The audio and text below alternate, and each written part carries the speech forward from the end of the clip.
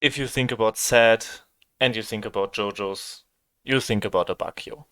Everything ranging from his origins to his end in the story is just blatantly sad. And his story is insanely well written. First up, this video contains spoilers for part 5, so if you haven't seen it, be aware. And without further ado, let's get into the video.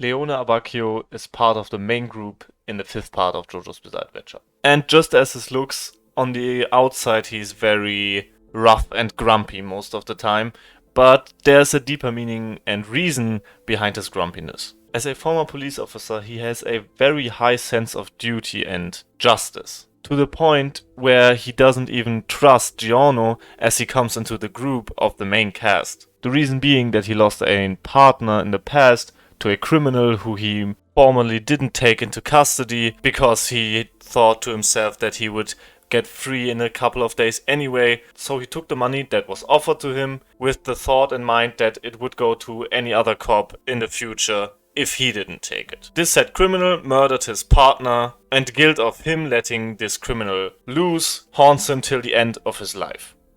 This feeling of guilt drives him into alcoholism and a very intense depression. In this state he is found by Bucciarati, the head of a little group that will be the main group, the protagonist's group in part 5. First, it seems that Abbacchio is getting comfortable in the life that he's now achieved within the group of, at that point, 5 people, including himself. But as the protagonist Giorno joins the group, it becomes apparent that he's still on his foot and is still haunted by his past trauma because he immediately distrusts Giorno. While the story goes on, it becomes clear that Giorno is the one exception, the possibility for Abbacchio to trust again, because he is shown to be a honorable and good person. But despite all that, Abbacchio never really trusts him. He is still afraid of lending his trust to someone and then losing that person, or creating a situation where a person that is close to him, the group, is lost because of his failure. So he's always depicted as this very untrusting and harsh person, but if you know the reason, you really understand why.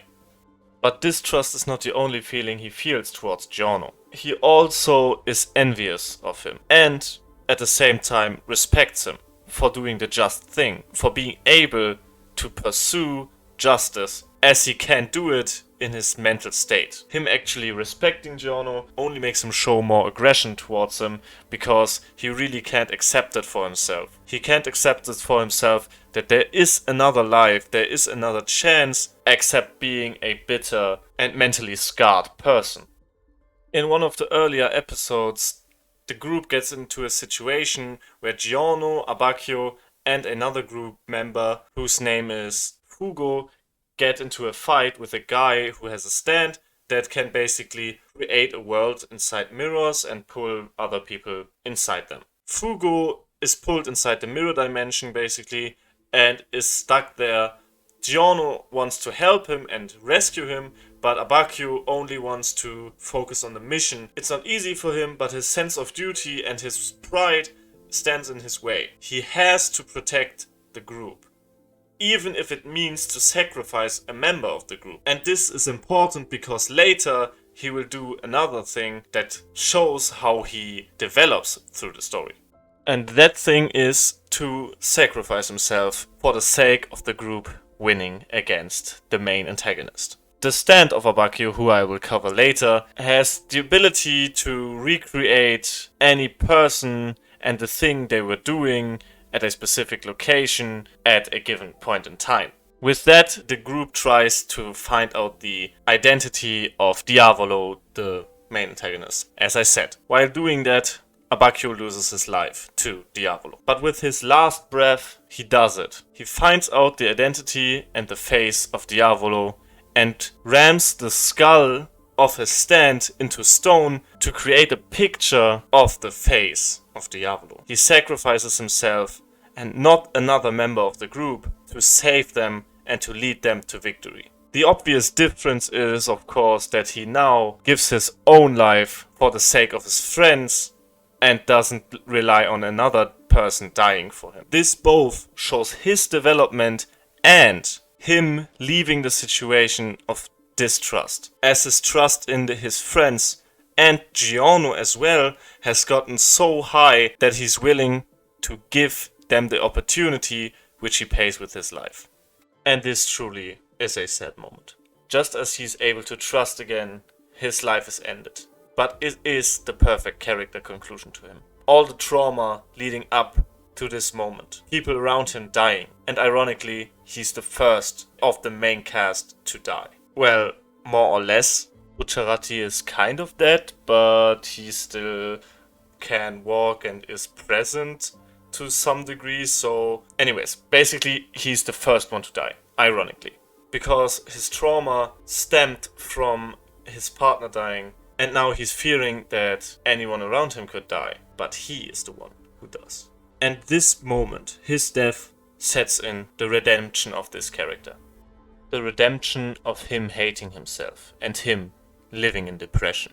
After his death, we see him in the afterlife. Firstly, everything is greyish and it is unclear where he really is. The situation is that he is sitting at a table on the street and his former partner, who he doesn't recognize at first, is searching something below his table. They go on to talk, and slowly but surely Abbacchio remembers who he is and remembers where he left before his death. As he realizes that he's dead, his partner repeatedly tells him that he did great and that it is over for him now. His partner telling him that he did great and that he didn't do anything wrong is just the redemption he needed. It is the point where he is finally relieved of all his trauma by his partner basically saying that he's done and that he fulfilled every expectation there was on him. He won. His personal goal has been achieved. While he realizes that he has been redeemed, the screen turns back to color. It is shown that this in fact is not a dark place, that this in fact is not hell or anything, it is heavens. It is the perfect afterlife for Abbacchio, where he can pursue justice with his partner again. The dream he always had and the goal he's been working on so hard. Also, for the first time, he's admitting that he hates himself, which is, as I said, promptly countered by his partner telling him that he did well and that he doesn't have to worry about anything anymore.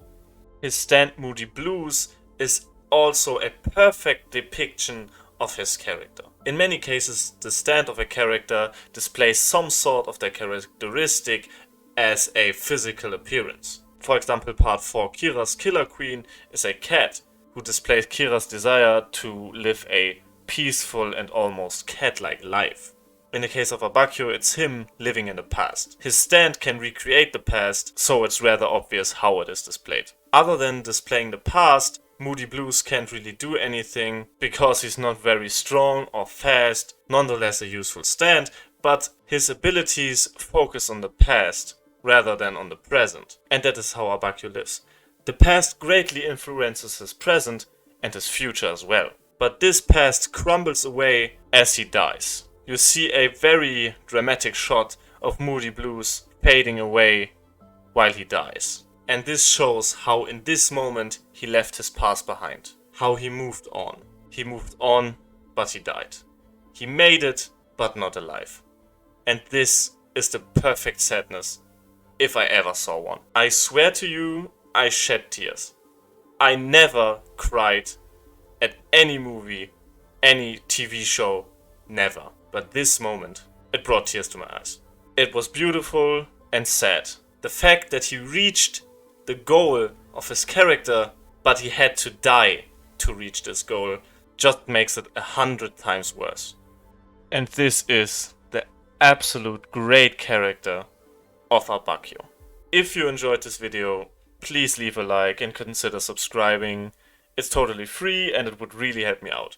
Tell me what you think about Abbacchio and tell me which character I should cover next, and I hope to see you in the next one.